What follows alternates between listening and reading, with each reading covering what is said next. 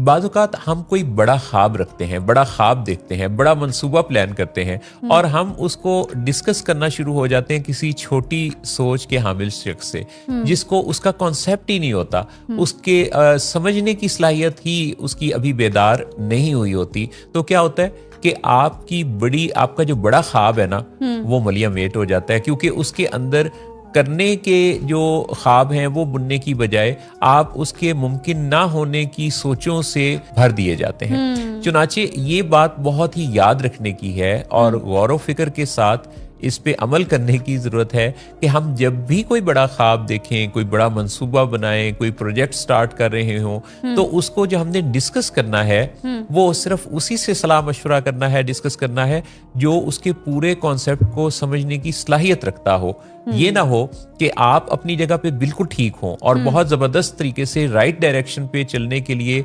आरास्ता और तैयार हों, लेकिन कोई दूसरा